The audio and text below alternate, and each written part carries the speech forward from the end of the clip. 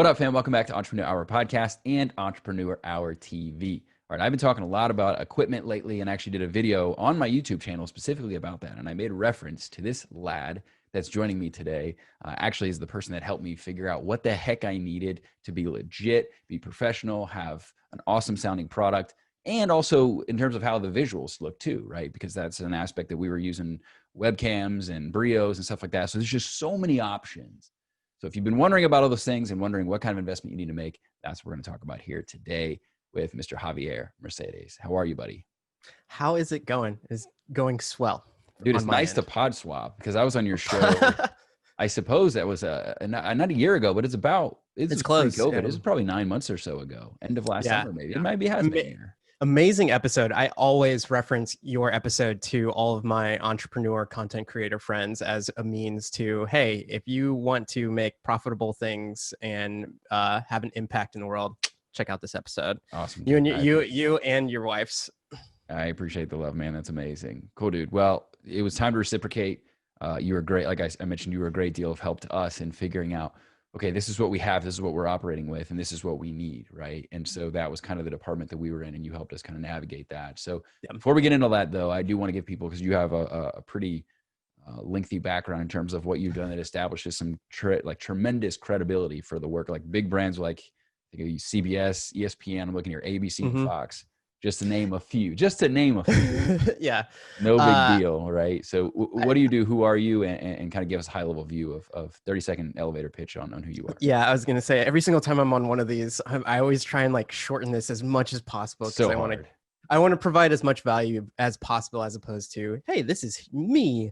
My name's Javier Mercedes. I graduated with an audio engineering degree, and I thought I was going to do audio for the rest of my life. And I moved to Atlanta, Georgia, after doing a whole bunch of freelancing gigs, really hustling in all the different ways that you could make money in audio, from live sound to recording studios. I eventually landed a full-time position at a recording studio called Doppler Studios. While I was there, I recorded this thing called ADR, which I believe stands for audio dialogue replacement, might stand for something different. But whenever you're watching a movie and the actors are talking on screen, one cool thing that people don't realize is that they might put their audio in after the fact. So a movie like King Kong or some of the Marvel movies are filmed on these humongous green screen landscapes. And obviously how they sound is not how it's going to sound if they're out in the jungle and everything. So what they'll do is they'll go into a studio like the one that I was at, and they'll record their lines kind of lip syncing to the video after the fact. So I did stuff like that. I got to work with some amazing people doing stuff like that with Morgan Freeman, Jake Johnson from Who's That Girl? Or The New Girl, and a plethora of others. You were trying to sing the song. I know. Yeah. Who's that girl? It's Jess. Moving on from there, I kind of segued into video. And I moved from Atlanta to Austin, Texas, where I eventually became the senior video editor at The Chive. And along with that, I was also filming a whole bunch of stuff. And during our peak, I want to say we had about 20 people in our production department. And the cool thing about working at The Chive and the media that we produced was every single day was a new piece of content. And in today's day and age of content creation, it really helped me get my chops in media and content creation, because one day we might be doing a charity piece, the next day we might be doing a beauty piece, and then after that it will be like a product, and then like a comedy piece, and every single day was something new that I could kind of wrap my head around creatively, and kind of, I don't know, feed myself in the whole editor realm and really step up my game from day to day. From there, I started a YouTube channel by my name, Javier Mercedes. And during that time period, while I was doing my video editing, I really liked teaching other people how to edit and all the other things that I learned. And I wanted to cut the learning curve for the new people that were coming into The Chive. So while I was there, I I taught as much as I could to the people underneath me, assistant editors and shooters and other things like that. And I thought to myself, if I really like doing this for a group of people, wouldn't that be cool to scale it with something like YouTube?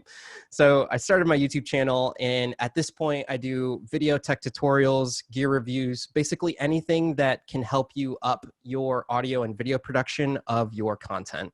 That could mean anything from Premiere Pro tutorials to how I've set up the studio that I'm in right now. I'm actually kind of like transitioning some things, but it's always changing. And I just like teaching people how to make really cool videos. I always highlight this, but I want to make sure that I do so again, because it's such an important thing to note. I think a lot of entrepreneurs, there's a lot of people that listen to the show, a lot of the students that we have collectively between my wife and I, that they're either not full-time, right? Or they in their business, or they are working on their business full-time, but they still have side hustles. So I would really ask people and encourage them. And I always make mention of this, to look at someone like yourself. And I think sometimes we don't necessarily view things as a linear progression, right? So here's my job that I had, and it's all this experience I've built working for someone else. How do I launch this into with yours? It's like, okay, that was obvious the entire time. I don't know if you went into it with that intention of like, hey, I want to start this business, so I'm going to get this job to learn these things and work with these brands and get this experience. And with the end in mind the whole time. I don't know if that was the plan, but I've seen people that do craft it that way. And it's like an internship. It's literally like a paid internship to go and learn what you need to learn and understand your customers. Like, one of the things that you notice about your stuff is it's effing tremendous, right? Like, Thanks, man. Like, it's such a cinematic experience, like watching your stuff. Like, honestly, I have so much video jelly with you. You have no idea. Like, every time I feel like we've leveled up and we're doing something cool, I'm like, God, I see a Javier video and I'm like, I'm not even close.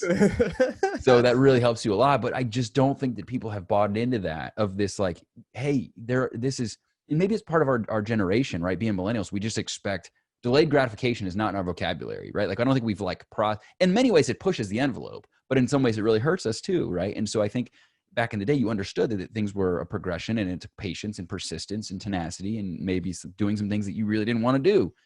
How much do you think that's contributed to your YouTube success, this journey you've been on? It's funny that you bring that up, because I actually just had a tweet that, and this is concrete evidence of you have to play the long game with YouTube. My last month, I only posted 3 videos. I saw this tweet.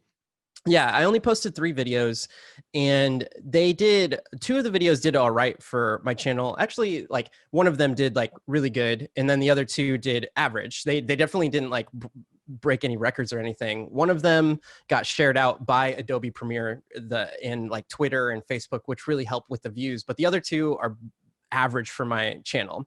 Somebody commented recently on my one of my videos saying that I had, like, right now I have, I think, like 24 point something subscribers, but 2 of the videos that I just released, 1,000 guys, 24 point, 1,000. Yeah. 2 of the videos that I just released only have like 500 views, which they were like, man, that's really low compared to your YouTube channel. And I typed out this really long comment back to this person, trying to encourage them in saying that then this is my circumstance and how my channel works. There's different ways on how you can approach YouTube, and this is one way. So with mine, it's more search oriented. So like I said, in my last month, I posted 3 videos, but my overall channel, the amount of views and subscribers and growth that my channel has had in this last month has been the best in my channel's history, even though I only posted 3 videos. And the reason for that is because a lot of those videos that I put all of my quality and value and effort into, I kind of put an asterisk by effort, because sometimes you just get lucky and you really know, like, some videos might just, I think it boils down to quality, like, in value that you're bringing to the audience. Those videos I post, and it's a slow burn effect. What ends up happening is every single day, those videos might get 1 view, 2 views, 3 views. And as they pick up more, I've noticed that about 180 days to 90 days after they're posted, then they'll really start to get an exponential curve. And it changes from like 2 to 3 views a day to 10 to 15. And sometimes the best case scenario that I've seen is there's a video that did the worst on my channel. I may have told you this story already, but I posted it and it got 45 views on my channel, which is like still pretty low for the day that it was posted. Mm-hmm. Now that video gets around 200 to 300 views a day. That's crazy. And the curve or the knee in that was maybe like 180 days after I posted it. So what I'm saying is I put a lot of effort now into the quality of my videos, and I'm really thinking about audience retention and keeping people's interest throughout the whole video. The other factors too are your thumbnail and your title and how people click through to it. But I've really been trying to focus on every single second of my video. If somebody was willing to click on this video, are they getting what they asked for? And at every single moment, is it necessary to have that in there? And there's a perfect case in point is I had a video that was 10 minutes long, and right before I uploaded it, I cut out a whole like 4 minutes or like I cut out 6 minutes because I was like, you know what? I don't even think people, this 6 minutes could maybe be its own video, but I don't really think people need to know all of this like really extra information about this subject. Interesting. And then I posted it, and that video ended up having like 70% retention rate throughout the whole video until like the very end, which was like, oh, well, it's probably a really good decision that I didn't try and stretch out this whole idea to like a 10-minute video as opposed to a 4-minute video. The reason I bring this up is before when you were talking about, I guess, the long game or the persistence of everything is you have to keep creating content to know what works and what doesn't work. And you really can't understand how things work a couple days or a couple weeks after you post something. I at this point have 3 channels, and one's my podcast channel. I just started a clips channel, which I haven't posted anything to yet. And then I have my own Javier Mercedes channel. And I posted one of my best performing podcasts was the one where I did 75 hard by Andrew Frisella, his hashtag 75 hard thing, which we talked about a little bit in your podcast. You rank like #1 for it. If I type 75 hard, I see you with your shirt off. It's like the first thing in Google. I'm not kidding you. So I knew that. And that wasn't any SEO hack or any, like literally I took 75 days to do that challenge. And that's just me authentically telling how I did the thing. And I just wrote out a blog post and put my podcast there. That's just how it happened. There wasn't anything where I was just like trying to hack the internet. But because I knew that podcast did well in audio form, I knew that if I posted that on my podcast channel, hopefully it would continue to garner views and subscribers while I've kind of taken a break from my podcast. Yeah. And lo and behold, that video now gets like 20 to 100 views per day. And it's continually bringing in subscribers while I haven't been posting to my podcast channel. Now I have full intentions to returning to my video podcast, but like I was saying before, I posted 3 videos last month, and I was like trying to put all of my effort into my video content now, to the point where I'm turning down contracted clients and everything. And instead of what I was doing before was posting about 3 videos a week. And I've since taken the podcast off my channel and really focused down on like video tutorials and gear reviews, just to really niche down on my channel. And because of that, I think everything has grown exponentially because people aren't guessing at like, oh, well, what's he doing on his channel? And what is this? And the other thing was posting 3 times a week was just too taxing. That's a lot.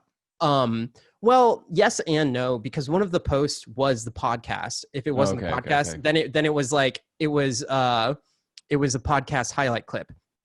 Now, it wasn't taxing creatively, but I put a lot of effort into editing my podcast. That's the part I was thinking, because I know how much editing you put into it. Yeah. So for me, podcast took from Monday to Wednesday, and then Wednesday was the day of promoting it. So besides just recording the podcast, then on top of that, working, I would say like any given time I came out with a podcast, I was probably up till 2 or 3 in the morning, up until that podcast was released at like 6 o'clock that morning. And most of that comes from because those video podcasts take so long to export. At this point in time, though, I have started to contract my little sister. She's starting to help me out with different pieces of content and other things like that. But I hope that kind of answers what we were talking about. That in terms of, I used to be all about quantity, and I think to me at this point, I wouldn't take away the quantity that I provided on my channel for anything. Yeah. And it really, I think it led in terms of value, it led from quantity to quality. So the more stuff that I could put out, the faster I could learn. And it's very much a cliche, like how fast can you fail type of thing. And now when I create a video, I know in the back of my head, I know, all right, this video is going to do okay in some regards because of this title, because of this subject matter. Sure. And if I do a gear review, I know what to expect. If the views aren't there to begin with, I know that like, okay, specific people are going to be searching for this years on end if it's a certain type of equipment. So I know that if I put enough effort into this one video and really try to provide as many answers as I can or solutions to whatever somebody's looking for a piece of gear, that means every single time somebody searches for that piece of gear, hopefully my video appears towards the top. And that's where those views where it's like 1 a day, 2 a day start to add up. And I don't know how many videos my channel has now, but instead of having each video perform with like 5,000 views a video, I'm still getting on average at this time, like 7,500 views per day, but that's across the spectrum of my whole channel, not like this one video that you see posted and then it gets 40 views. You just validated something that I believe in and that I really advocate for, which is this idea of investing in search, and kind of goes in line with playing the long game. People are infatuated with social media, and I'm not here to tell you one is bad and what is good, right? I think that they should all be a part of your holistic marketing strategy. However, what you just said is the reason why the majority of my time, effort, and energy is spent on YouTube.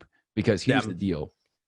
If I'm going to run around and play the rat race game, right, and try to get Instagram subscribers or trying to get people on TikTok or trying to get people on Twitter or whatever, like those are all things that I do actively. But what are the odds that a tweet from 2 years ago starts to all of a sudden people are like, wow, this is a really cool thing that Chris said. I'm going to like this and share it and subscribe and follow him and join his email list. Like that's just, there's zero possibility of that happening. Zero. Same with Instagram. You probably, most of the time you're going through your feed and you see something that somebody, oh, that's cool. Like, and that's the extent of it. Maybe you share it at most. So in terms of instant engagement, and what I like to do is this, and I want to see if this is how you addressed it, and then I want to get into the equipment talk, because that's really where you're amazing, and I think you provide value. Not that you can't provide value in these other areas too, but I use social media in a lot of ways to validate assumptions that I have about things that maybe people want to know about, because it's that instant like feedback loop of, I talk about this. Wow, people seem to really resonate with this. I'm getting a lot of DMs. I'm getting a lot of likes. I'm getting a lot of comments on this particular stuff. So I test ideas, right? In addition to looking at search terms and vidIQ and stuff like that on YouTube, but I'm able to really test and really quickly create velocity towards understanding what my audience wants and what they feel that maybe I'm uniquely qualified to teach them or to convey to them. And then you go create the long form content like blogs and YouTube around that, in addition to your other data metrics that you're pulling. Is that how you kind of use it or view it as well? Yeah. The nice thing about, I kind of have a video discussing this, and it really, for me, it boils down to constraining myself to certain parts of a niche, or I guess niching down.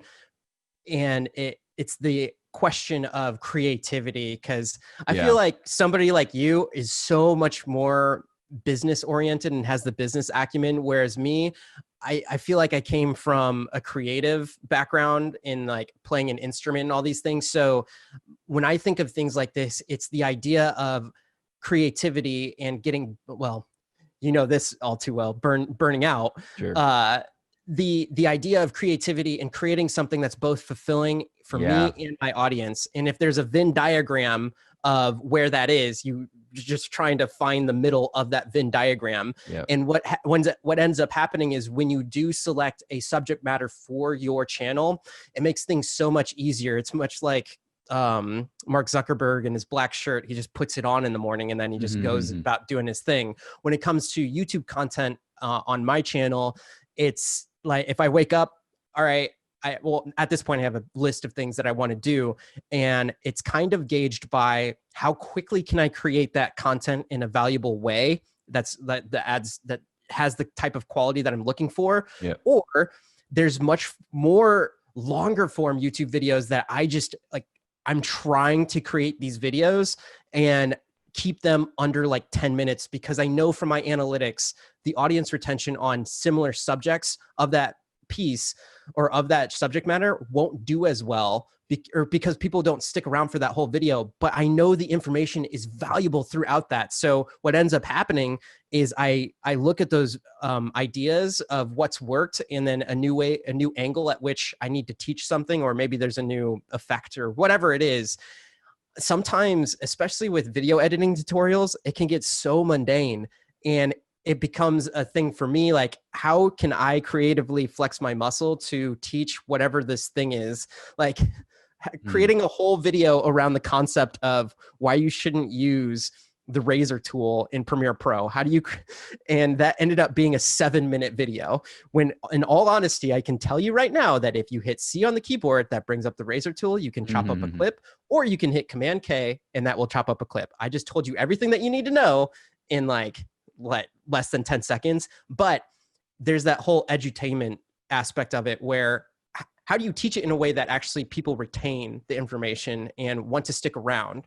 Cody Warner has this great thing that he says, I think it was in a tweet, where when you come out with a video, try and give the surface value of what people clicked on, then give subcontext of who you are in another part of the video. And then underneath that, have a third layer where you just really show some aspect about your life or something about your personality so people can stick around to subscribe and want to learn from you specifically. So as opposed to just clicking and learning something on a video, try and sublayer it where you have the tutorial, then maybe you have a storyline of you're doing something and or whatever that may be in the video itself, and then underneath that have something that shows a piece of yourself.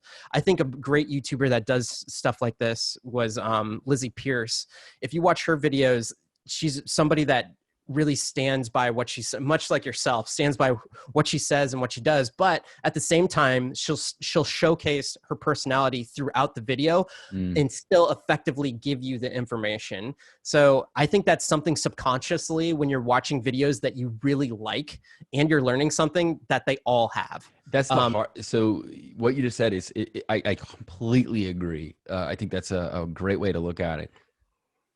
Until you consider the fact that you have to do it within 10 minutes, right? Or like make it as short or as possible. shorter, or just shorter. Yeah, right? It's like, how do I craft a narrative, provide the tutorial, and give them elements of my personality, and keep it under 10 to 12. Like, that's my issue. Is so I could talk for people. I see somebody posted something like, "Hey, we're looking for a speaker that could talk on a subject for 45 minutes." I was like, give me a topic. It doesn't matter what topic. I can talk on anything at this point for 45 minutes. That's what I've been doing the last 5 years, is talking on things. So to me, it's hard, like you said, to like really make it condensed, because those things do matter in terms of your audience retention. So the other aspect of this, and I'm sorry to the listeners if like if it was just equipment things, but I love YouTube things. Let's do it. There's the other, that was one aspect of what organically will get people to click and be a part of your ecosystem. Yeah. The other aspect of that, to play the YouTube game, is how else in that 3-layer system do you incorporate a call to action to somebody, so somebody clicks the like button? How do you incorporate a call to action so somebody leaves a comment on your video, then there's the idea of subscribing. So a call to action for subscribing, but better yet, at what point in the video do you have a call to action for your product or your email list? Like what? And now that's the other part of the layer. When I'm creating a video, I'm asking myself, if the video is sponsored, how do I have the call to action to get the click? And then also, at what point in the video do I ask people to specifically like the video? And these are all algorithm things to help out. But in 2 of my other videos that I just released, like I went so far as to having my little sister smack me in the face to so I hope you smack the, I was showing the differences of different types of slow motion. So I was getting smacked in the face in slow motion, but I made a reference to, this is if you were to smack the like button, like my little sister smacking me in the face at 120 frames per second, blah, blah, blah, blah, blah, which it gets the viewer to know like, oh yeah, I forgot to hit the like button, because I myself, even watching some of the most polished, beautiful, awesome, like gets me pumped videos, will forget to hit the like button or leave a comment, because I just like, it's not in my subconscious. But once somebody says something about it, I'm like, oh yeah, I'll hit that. And it just helps so much more with engagement. The other one is physically asking people to comment something on a lot. And it took me a long time to learn this. I would look at other people's videos and just look at their engagement and be like, wow, how is there so many people commenting on this for something so simple? And then when I break down watching those different videos, all of them have a call to action for them to leave a comment. And it could be so simple. Like they actually audibly. Yeah. So halfway through, for me, I have this structure now. I always ask for the like in the first like third of the video, preferably in the first like 30 seconds. And this is, I'm not like a YouTube guru, but I'm just telling you, like, this is what I've seen worked in my analytics. Yep. Asking for somebody to like versus not will substantially affect how many likes you get on a video. Interesting. And again, that's all subjective. I'm like, oh, you got a bunch of likes, but I think it helps with the algorithm. The next part though, is when you're asking for a comment, even if you ask for jargon, just like, even if it's at the very end of the video, if you say something like, you know what, if you are part of the club that made it to the end of the video, thank you so much. Could you comment blarba glarba darb at the bottom? And then it becomes an inside joke for everybody. Like everybody that scrolls down to the comment section is like, why is everybody typing blarba garba darb or whatever? If people type blarba garba darb in this video, I'm going to be so happy. But the other thing too, you be able to say it at the same time 3 times in a row is pretty impressive. I'm not going to lie. But the other thing too is, if you're watching this on YouTube right now, we've been talking so much about hitting the like button and leaving a comment that subconsciously, before I even said that right now in this conversation, I'm thinking that whoever is listening to this, have actually thought about hitting the like button and leaving a comment on the video. It'd be a lot cooler if you did. Yeah, those things help. And I learned this from Matt Johnson. Who is he's an amazing tutorial YouTuber. He was one of my last guests that I had on the podcast. And he has this call to action where you can download his presets for this. So he has a tutorial about like export settings for a certain thing, or his proxies, which is an easier way to create videos and edit things. And I don't want to get into the technical jargon, but he has a video about making proxies. During that video, he has a simple downloadable preset that was just a couple clicks of the button on his end, that instead of people going through the actions of the video, they can download his preset and then just like kind of follow the steps of the video. The video is like 15 minutes long, but that thing has like more than 500,000 views. Wow. And that preset is a lead magnet to his email list. Perfect. And after I started putting simple either PDFs or something that summarizes the video, or for me, it's Premiere Pro. So if I'm doing something on export settings, I'll go through the export settings on my video, but then I'll also include a preset that you can just load into Premiere Pro that does the same exact settings that I'm talking about on the video. And it's literally all I did in Premiere Pro was click save the preset. And I even tell the people during tutorial that you can just do this. Like just click save the preset and save it yourself. And I've also made that preset for you to download in the link, in the description below. And the amount of emails that I get from that, from people that I know are using Premiere Pro, and that's the kind of content that I make, is so much more than any other type of lead magnet that I've done on any of my videos. So are you taking them to a program from that, or does that go to your hiring you as an actual service provider? No. So that's really just more emails to, at this point, to build up my list and send it out as a thing against the notifications from YouTube. So I'm using it for my own content right now, because I keep creating Premiere Pro content, and I know that that will be valuable to those people. But that is eventually going to tie into, and it has already done, my products that I do for Premiere Pro. So I say all of this in having a 3-tier, when you're creating a video, and this is why it's taken me like 1 month, and I've only created 3 videos, because now when I create a video, I'm thinking about all these things, kind of that 3-layered system. And on top of that, I'm thinking about how am I going to make it irresistible to someone to at least think about hitting the like button, and not just giving it a like, hey, hit the like button. How am I getting them to leave a comment on the video? And 3, how am I directing them, and this is more towards the end, to either my products or my email list, or if you're just trying to grow on YouTube, to getting them to subscribe to your channel. Those 3, and I kind of do it in that order. So it's like first, third, ask for like, second, third, comment, last, like to sum up everything in the video, because obviously if they've stayed for that long into the video, they're invested in you and growing that way. That's a very long-winded answer, but those are all the things that I'm talking, or I think about, in terms of audience retention, and really trying to keep people for the whole video, because at the end, I do have that call to action for most things. Now, I don't do it every single video, because like sometimes I just want to release a tutorial and it's like, how do you copy and paste, or something very simple. Like there's no reason to have something on like a 2-minute tutorial. But if you spend like a week on a video, I think you would be doing yourself a disservice if you didn't have calls to actions to help that video perform in the long run. Yeah.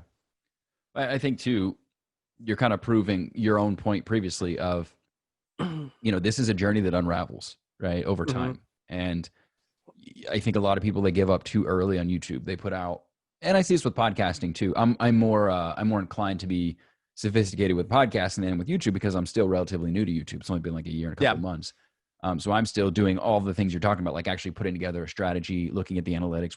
I just went through and looked in accordance with what we learned from Sean Cannell. We did his Think Media Mastermind, and then we also have gone through his Video Ranking and Academy and stuff like that. And like even going back through all the stuff that we talked about, I basically feel like I've done it all wrong for a year and 2 months. Like completely wrong. But now you know. And now you know, right? So, but I've done in a year, Javier, 120 videos probably. I mean, it's been the hustle game, right? And to just now find out, and there's still videos that are like, 6 views, right? Like it's terrible. And some of them are doing well. Like I have an Euler video that has 8,000, and there's no paid behind that. But anyway, my point is this though, is that it's a journey of figuring out what your people want, where you kind of fit in the space, and then thinking about these advanced level strategies. The reason I say is because people are going to listen to this, and I don't want them to jump into YouTube and put out 5 videos and say, I'm not made for YouTube, or I'm not made for video. You're going to suck on video. It just is the nature of it. Even though I did 5 years of podcasting before I got into video, I was still so uncomfortable on video. And I had to learn. I feel like I'm like, why is this so hard? The only thing that changes is a damn camera in front of me instead of a microphone. That's it. That's the only thing that's different. And for some reason, and there is a microphone. I'm choking up on my words in front of it was just crazy. Now it's just whatever. It's just a thing in front of me. And the other thing I think is weird too is that you're on the monitor here, right? For those that are watching, you can see this. I'm pointing at the bottom right hand in my corner, kind of. So I have 2 monitors, and then I'm looking directly. I'm like intimately staring at my Canon camera. Right. Instead of looking at you directly. So that was kind of weird. That kind of took a little bit of time to get used to, but it's no different than what I was doing before with just podcasting, when I was just sitting here and, I'm talking to a guest and there was no video and I'm just looking around, and I'd catch myself like butterfly, and I'm like, oh, wait, I'm supposed to be paying attention. So anyways, bottom line is that this is a process. It evolves and it grows and it changes and adapts, and you're going to add little things. You're going to bolt on little strategies and tactics and stuff like that. I think the fundamental aspect of it is just get into it, fall in love with it, fall in love with your audience, learn things as you go, and don't kick yourself when you find out that a year and 2 months later, you've probably been doing it all wrong. The other thing that I would want to stress too is this is how I approach YouTube. And I've come to realize I used to have this opinion that like, oh, why isn't everybody just like focusing on like search and all this other stuff? Yeah. Well, there are people out there that are just really good. And you listening are maybe one of these people that just when you like talk to people, you may have a type of personality that is just relatable. And you know how to explain things and just get certain types of view percentages where if you do certain kinds of content that people want to click on, there's the other way of doing YouTube is like every video that you post, just people want to click on that. And they're like, what is this person up to? Like, I want to be a part of the whole movement that this person is doing. I have a few that follow like that. Yeah. Whereas with mine, I post something and if I don't get any views and I know in the back of my head that what I posted is really valuable and I put as much effort as I could with every second of that video and didn't really like dilly dally, I can't even say that. And I didn't really, I don't know, not put effort in some parts of the video. I know in my heart that like, okay, eventually if it's worth it, that video will rise and it will see the eyes that it needs to. But that's how I approach it. Whereas there are other people that really have great audience. I want to, if it's a term like audience acumen or something like that, where they know the type of videos that they create and they just have a magnetic personality that people want to watch that stuff. And that's the kind, I think, when you think about, all right, this person has a huge subscriber amount and every single time they post a video, it's like 100,000 views. Well, it makes sense because you haven't seen like all of this stuff on the back end of years and years and years and years, whatever it took for them to get to that point. Or and sometimes they just might have the personality to do it. But and too, man, one thing that I've realized, and actually Sean Cannell told me this because I had an issue. So you referenced earlier, you said, you know, you're the business guy, you have more business acumen. The problem is, man, is that my business experience is so vast and in so many different spaces that I'm a creative too. And like, I like to, well, I'm a creative, but I think also another aspect of it is that I'm constantly pushing myself in other areas. I'm constantly leveling up, and I'm constantly addressing areas that I feel like I need to improve. So I don't rest my laurels on one modality of teachings, right? So like some people have one thing that they teach and they go really deep in that area. I'm more of, I learn a lot about a lot of things. I have a genuine curiosity about a lot of different things in the world. So that's been a real challenge for me to like put myself forcibly into the box, right? And like make myself do that. So that's a real challenge. But anyway, so the point that I wanted to talk to you about is like, while you're testing those different ideas and different things you want to talk about and stuff like that, you may have a few duds, as we've mentioned, right? Do you, when you have a dud video, well, you know, for all intents and purposes, what you would define as a dud video that, you know, has lower views than usual, do you just let it be? Or do you go back and try to like revamp your tags or try to maybe alter it or tweak it or change the thumbnail? Do you ever modify it, or do you just say, this is whatever and I'm going to move on to the next thing? There's a couple of videos on my channel that I know only because of what you said at the beginning of the podcast. It's a feedback loop. And I know from my DMs that people consistently ask me specific questions. And I know I've made a video on that thing. And I know every single time I get a specific question about a specific video, I send them that video. They always give me feedback, not trying to be nice, but they always give me feedback. They're like, thank you so much. This is exactly what I needed. And there wasn't any more like 5 more questions to like how I needed to do this with the setup thing, with blah, blah, like everything was in that video. And I know for a fact, if those people are getting the information that they need about that question that I get all the time, that video should be doing better. When I have something like that, that's when I go back and I'm like, how do I get this to launch or do whatever it needs to, because I know people are searching for this. And I have a couple videos like that. There are other videos where I just let them be. And sometimes there are other videos that like that I let them be. And then, like I said, like 180 days later, out of nowhere, they just start getting views. So sometimes on those videos that I think I'm really trying to get views on because I know it's a good video.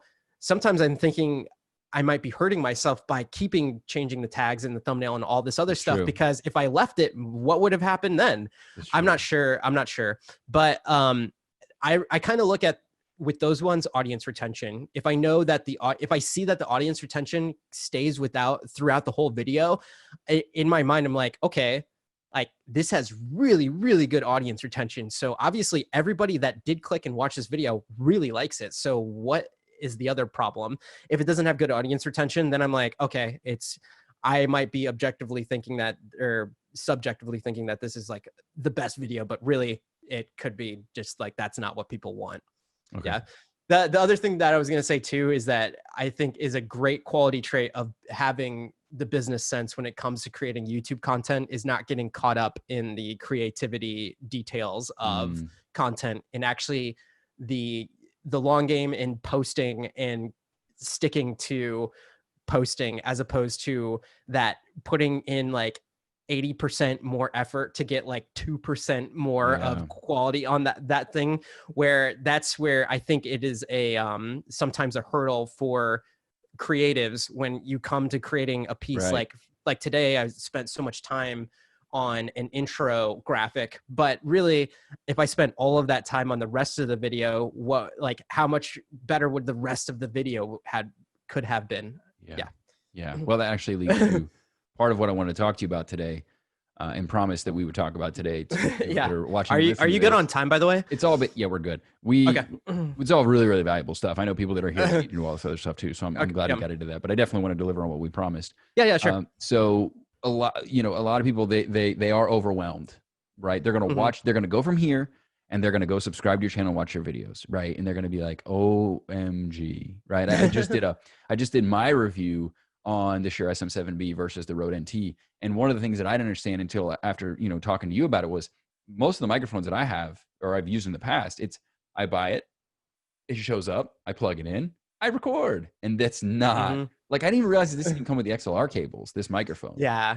I messaged you. I was like, hey, what do I do? Like, there's no cable. Like, I use Mogami Gold. I had to go get. So there's a lot of like nuanced specifics. And like you said, sometimes you invest like 80% of this time for like a 2% increase in what you're actually doing. So I think people are really confused. And I think also it's a barrier to it's a resistance to entry, or barrier to entry rather. Yeah. They're not starting YouTube, or they're not, putting out consistent content because they're making it harder than what it has to be. But they see videos like yours in your channel and you're like, oh my God, I have to live up to Javier, or I have to live up to Peter McKinnon, or I have to live up to whomever that I watch. It's amazing. Yep. And my stuff looks like crap on an iPhone. So how do you understand and determine when does audio and video really matter for what phase of your journey that you're in? And how do you determine where you should be in that process and what is right for where you're at in that season of your YouTube journey? Yeah, I like how we spent the first part of the podcast talking about the content itself and like what to do with the content, because really when I hear a question like this, I always go back to content is king. And regardless of if you're shooting on your phone or a $10,000, well, they're more than $10,000 Ari Alexa, what you're shooting matters, and what you're talking about or what you're displaying, the subject matter of your video matters. And you can't polish a turd. That's a very cliche saying, but it makes sense. Like, so with that all out of the way, there is the idea of production value. And yes, it helps. Like, it definitely helps. Not as much as what some people may think. There's some channels that I watch that have like 100,000 subscribers and they are still filming their material. They might have a DSLR camera, but they don't have any microphone. So their camera's like really far away from them, and they're like near a door and the camera's on the other side of the room and the audio is ragged. But because of the subject matter and how authentic they talk to the camera, it just works. Like, people, that's what they come for. That kind of goes against what I'm about to say. But in terms of upgrading your material, I'll summarize this in a quick way.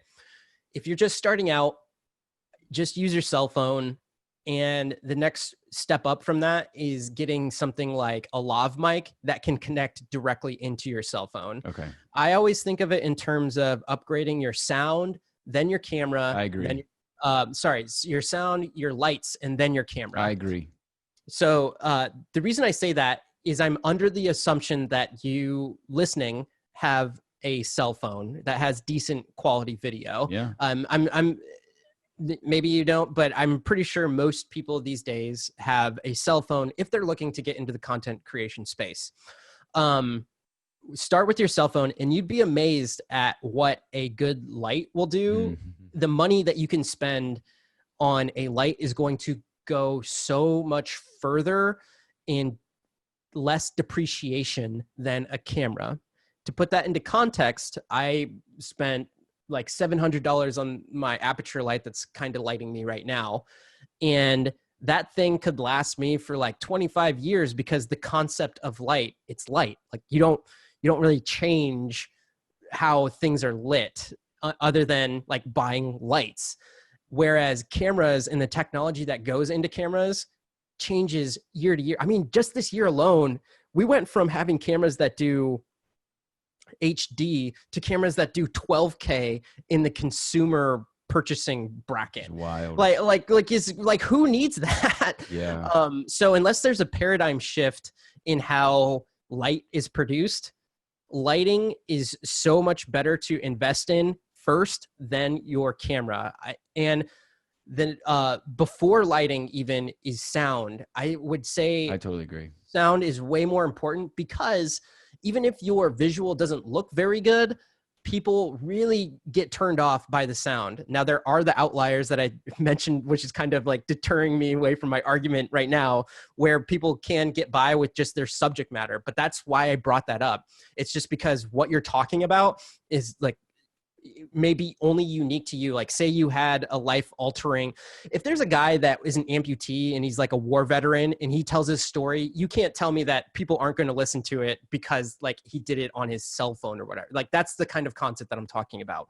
But if he had a better microphone, maybe it would be better. I don't know, but that's what I'm trying to say with like your content. Think of your content first, then go to your audio. And the simplest way to start upgrading your audio is to use a lav microphone, which for those that are unfamiliar, it's the kind that clips to your shirt and that then can connect directly into your phone. Sometimes with iPhones, you're going to have to get a dongle, but a lot of manufacturers like Sennheiser or Rode make lavaliers specifically for that. All you have to do is use your voice memos on the phone, or if you're just recording a video, you'll just be close enough to the phone while you're talking. The next step. I would agree with that specific order. And I would also say too, one of the things that even I recommend, and I don't think you went through it because it was just a new thing we did after you booked like 6 months ago and then COVID came up. And so we rescheduled and this and that. Anyways, but I send people through that book for the podcast. I send them through a basic tutorial before they're allowed to even schedule because we wanted to create consistency with our content here, right? Because some people, they show up and they just don't know any better. It's not like they're doing it to be malicious, but they show up with like a window directly behind them. And it's like, you can barely see their face. They're all like drowned out, right? And it's like, it's amazing. Same camera. It could just be their built-in camera on their computer. They turn around and it's like a completely different experience, right? So my point is that audio, I agree with that first, because your voice, the way you transmit your voice, that makes a huge, huge fundamental difference. I said this in a video I did, the review video I was telling you about with when I reviewed this microphone I'm using now.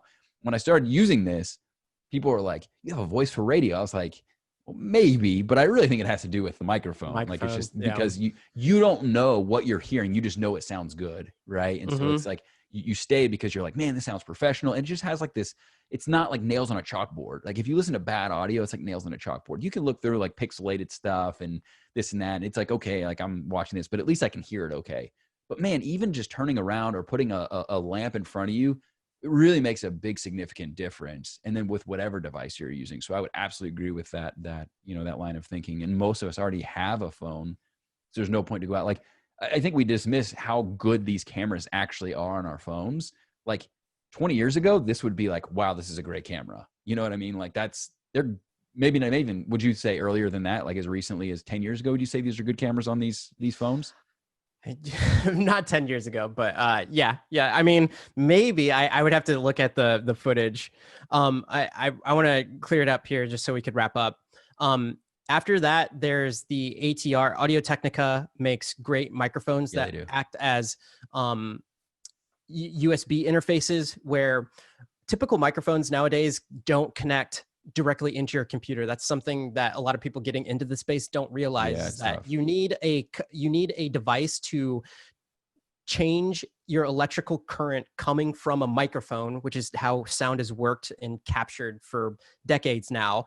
You need to change that into ones and zeros that a computer can comprehend. The only way to do that is an interface. So a typical one is the Zoom, the Rodecaster, but even better and cheaper are the microphones where it's built in, where if the microphone has a USB out on the back of it. And then you were talking about the Icicle, I think. Yeah, Blue has a product called the Icicle that converts an XLR to USB. Mm-hmm. So that's the next step up. Yeah. Go ahead. I don't know if that's something you recommend, but I know it exists. I haven't used it, but I'm sure it does okay. Don't take my word for it. Then after that, then you start getting into more expensive microphones. And once you start getting into more expensive microphones, then it's really your aesthetic. And the typical one is one that we're both talking into right now, the Shure SM7B. The reason why this microphone is so awesome is because the way that you can craft the audio after the fact. So I think the SM7B doesn't sound very good just straight, but once you start adding EQ and compression, there's so much more information there for the microphone to do everything that it needs to, or to get that radio voice, which if you have a Rodecaster, you can hit a couple settings and all of a sudden it's like, whoa, sweet. Pre and post Rodecaster, this is a different microphone. I 100% agree with that. When I got it, I almost messaged you and like, dude, I'm a little disappointed, low key, because I was just using this, and I'm like, I don't know that I like I don't know if this is an actual upgrade over what I had before. Yeah. And then to speed through the other things is lighting. What I used and even for your podcast on my channel, I used an IKEA China ball. The whole idea of when you buy lights, don't get a light that's just an LED unless you buy diffusion. The key here is the word diffusion. Diffusion creates a soft light on skin, and that will look so much more appeasing.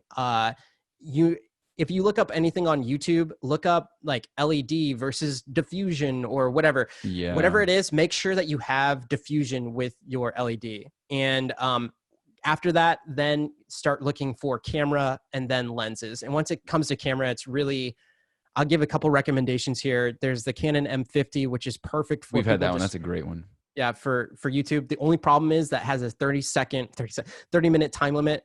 The new one on the block by Sony, the Sony ZV-1, is amazing and perfect for people just getting into YouTube because you don't have to worry about purchasing lenses. It has a flippy screen, doesn't have a record time limit, and it has a microphone in. So you can get some of those microphones that like fit on top of the camera. Nice. But I got to get going here in like a second because I got to go pick up my kids. Yeah, dude. Awesome, man. Well, I appreciate it. This was great information. I'll include a lot of those links, guys, below so you can look up those products we talked about. Again, I wouldn't overwhelm yourself and go nuts, but a lot of this is just a natural evolution of just picking stuff up as you go along and learning things as you go. So definitely recommend to subscribe to Javier's channel because this is the kind of stuff he talks about all the time. So Javier, I appreciate it. Yeah. Appreciate it. All the best, buddy. I hope it was valuable, and I hope people stuck around. And if you were watching this, I hope you hit the like button. Leave a comment down below. What should they leave a comment about? What's the first thing you're going to go buy? Oh, there you go. There you go. Or what's the first content that you're going to make if you don't need to buy something right now? There you go. That too. Awesome. All right, man. I appreciate you, buddy. Always a pleasure, man. All right. See ya. Bye. Always a pleasure, man. All right. See ya. Bye.